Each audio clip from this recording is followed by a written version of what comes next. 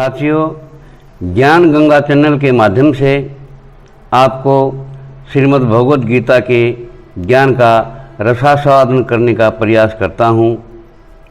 आपसे अनुरोध है, वीडियो को लाइक करें, शेयर करें और यदि आप इस चैनल पर नए हैं तो चैनल को सब्सक्राइब करें।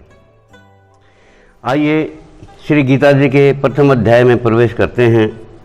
धर्म क्षेत्रे कुरुक्षेत्रे समवेता युत्सव माम का पांडवास्तैव किम कुरुत संजय। धृतराष्ट्र बोले कि हे संजय, उस धर्म की भूमि कुरुक्षेत्र में युद्ध की इच्छा से इकट्ठे हुए मेरे और पांडवों के पुत्रों ने वहाँ पर क्या किया। उस समय संजय बोले कि हे महाराज, राजा दुर्योधन ने व्यूहाकार रचनायुक्त खड़ी की हुई पांडवों की सेना को देख करके द्रोणाचार्य जी के पास जाकर के वचन कहा कि हे आचार्य, आपके बुद्धिमान शिष्य द्रुपद पुत्र धृष्टद्युम्न के द्वारा व्यूहाकार खड़ी की हुई पांडव पुत्रों की बड़ी भारी सेना को देखिए। इस सेना में बड़े बड़े धनुषों वाले तथा युद्ध में भीम और अर्जुन के समान शूरवीर सात्यकी और विराट तथा महारथी राजा द्रुपद, धृष्टकेतु और चेकितान तथा बलवान काशीराज, पुरोजित कुंतीभोज और मनुष्यों में श्रेष्ठ शैव्य, पराक्रमी युधामन्यु तथा बलवान उत्तमौजा, सुभद्रा पुत्र अभिमन्यु एवं द्रौपदी के पांचों पुत्र, ये सभी महारथी खड़े हैं। हे ब्राह्मण श्रेष्ठ, अपने पक्ष में भी जो प्रधान हैं उनको आप समझ लीजिए। आपकी जानकारी के लिए मेरी सेना के जो सेनापति हैं उनको बतलाता हूँ। आप हैं यानी द्रोणाचार्य जी और पितामह भीष्म तथा कर्ण और संग्राम विजयी कृपाचार्य तथा वैसे ही अश्वत्थामा, विकर्ण और सोमदत्त का पुत्र भूरिश्रवा है। और भी मेरे लिए जीवन की आशा को त्याग देने वाले बहुत से शूरवीर, अनेक प्रकार के शस्त्र अस्त्रों से सुसज्जित और सब के सब युद्ध में चतुर हैं। जिस सेना की पितामह भीष्म रक्षा कर रहे हैं वो हमारी सेना सब प्रकार से अजय है, इसको कोई जीत नहीं सकता। और भीम जिस सेना की रक्षा कर रहा है उस सेना को जीतना बड़ा सरल है। इसलिए सब मोर्चों पर अपनी अपनी जगह स्थित रहते हुए आप लोग सभी निसंदेह पितामह भीष्म की सब ओर से रक्षा करें। कौरवों में वृद्ध बड़े प्रतापी पितामह भीष्म ने उस दुर्योधन के हृदय में हर्ष पैदा करते हुए उच्च स्वर से सिंह की धाड़ के समान गर्ज करके शंख बजाया। इसके पश्चात शंख और नंगारे तथा ढोल, मृदंग, नरसिंह आदि बाजे एक साथ ही बज उठे। उनका वह शब्द बड़ा भयंकर हुआ। इसके बाद सफ़ेद घोड़ों से युक्त उत्तम रथ में बैठे हुए श्री कृष्ण महाराज और अर्जुन ने भी अलौकिक शंख बजाए। श्री कृष्ण महाराज ने पांचजन्य नामक, अर्जुन ने देवदत्त नामक और भयानक कर्म करने वाले भीमसेन ने पौंड्र नामक महाशंख बजाया। कुंती पुत्र राजा युधिष्ठिर ने अनंत विजय नामक और नकुल तथा सहदेव ने सुघोष और मणिपुष्पक नामक शंख बजाए। श्रेष्ठ धनुष वाले काशीराज और महारथी शिखंडी एवं धृष्टद्युम्न तथा राजा विराट और अजय सात्यकी, राजा द्रुपद एवं द्रौपदी के पांचों पुत्र और बड़ी बड़ी भुजाओं वाले सुभद्रा पुत्र अभिमन्यु, इन सभी ने हे राजन सब ओर से अलग अलग शंख बजाए। और उस भयानक शब्द ने आकाश और पृथ्वी को भी गुंजाते हुए धृतराष्ट्र के अर्थात आपके पक्ष वालों के हृदय विदीर्ण कर दिए।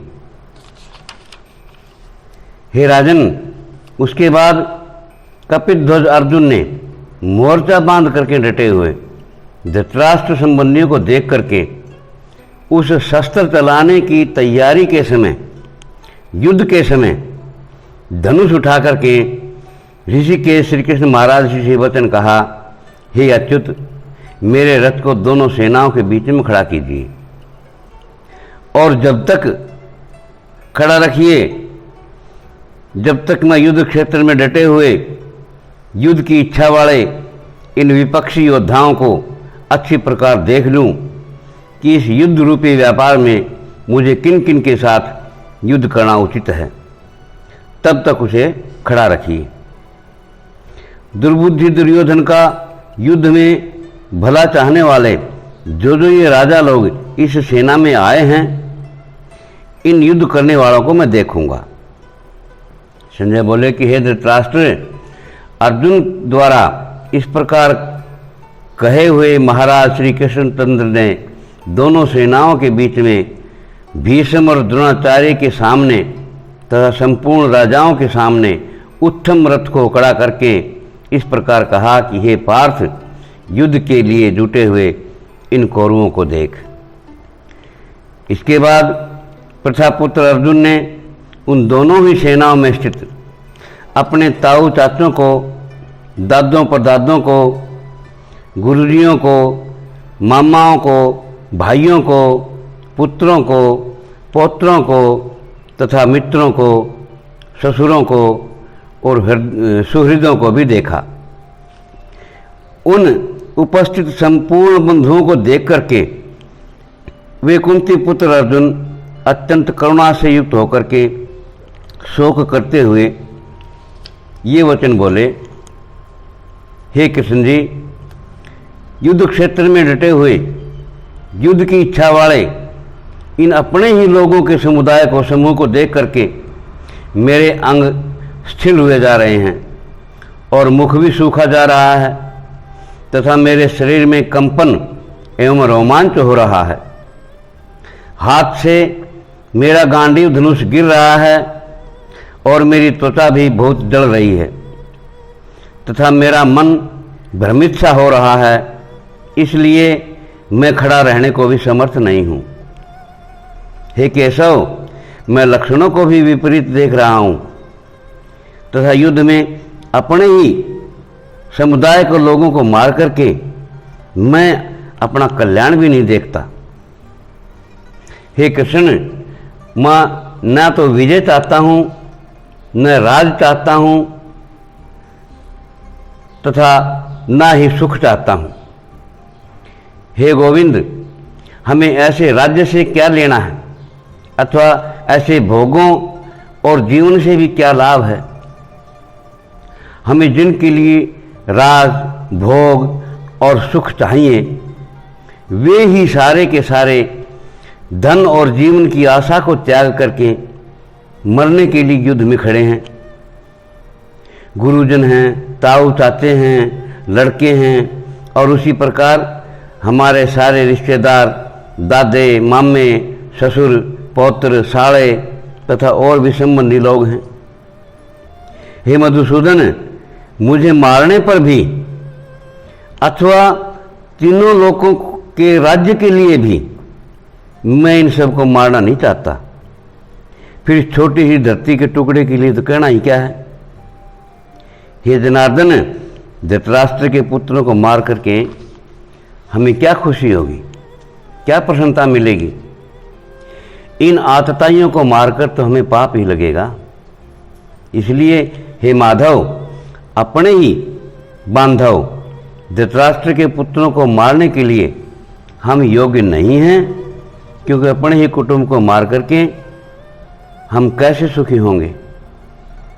यद्यपि लोभ से भ्रष्टचित्त हुए ये लोग कुल के नाश से उत्पन्न दोष को और मित्रों से विरोध करने में जो होने वाला पाप है, उस पाप को भी नहीं देखते, तो भी हे जनार्दन, कुल के नाश से जो दोष उत्पन्न होगा उसको जानने वाले हम लोगों को इस पाप से हटने के लिए क्यों नहीं सोच विचार करना चाहिए।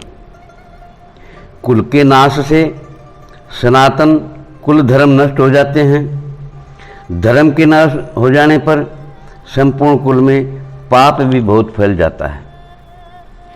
हे कृष्ण, पाप के अधिक बढ़ जाने से कुल की स्त्रियां दूषित हो जाती हैं और हे वार्ष्णेय, स्त्रियों के दूषित हो जाने पर वर्ण संकर पैदा होता है। वर्ण संकर कुल घातियों को और कुल को नरक में ले जाने के लिए होता है, क्योंकि लुप्त हुई पिंड और जल की क्रिया वाले, अर्थात जिनका ना तो श्राद्ध होता है और ना ही तर्पण होता है, ऐसे इनके पितृलोक जो हैं वो अधोगति को प्राप्त होते हैं। इन वर्ण संकर कारक दोषों से कुल घातियों के सनातन कुल धर्म और जाति धर्म नष्ट हो जाते हैं। हे जनार्दन, जिनका कुल धर्म नष्ट हो गया है, ऐसे मनुष्यों का अनिश्चित काल तक नरक में वास होता है, ऐसा हम सुनते आए हैं। हाय, बड़ा शोक है, बड़ा दुख है कि हम बुद्धिमान होकर भी इस महान पाप करने को तैयार हो गए हैं, जो राज और सुख के लोभ से अपने लोगों को मारने के लिए तैयार हो गए हैं। यदि मुझ शस्त्र रहित एवं सामना करने वाले को हथियार हाथ में लिए हुए धृतराष्ट्र के पुत्र इस युद्ध में मार डालें तो मरना भी मेरे लिए बहुत कल्याणकारक होगा। संजय बोले कि युद्ध भूमि में शोक से दुखी मन वाले अर्जुन इस प्रकार कह करके बाण सहित धनुष को त्याग करके रथ के पिछले भाग में बैठ गए। बोलिए कृष्ण भगवान की जय। ओम तत्सत। श्रीमद् भगवद गीता उपनिषत्सु ब्रह्म विद्यायाम योग शास्त्रे श्री कृष्ण अर्जुन संवादे अर्जुन विषाद योगो नाम प्रथमोध्याय। वीडियो को अंत तक देखने के लिए धन्यवाद। कृपया वीडियो को लाइक करें, अपने दोस्तों को ज़्यादा से ज़्यादा शेयर करें और अगले वीडियो की नोटिफिकेशन सबसे पहले पाने के लिए चैनल को सब्सक्राइब करें और बेल आइकन को दबाएं।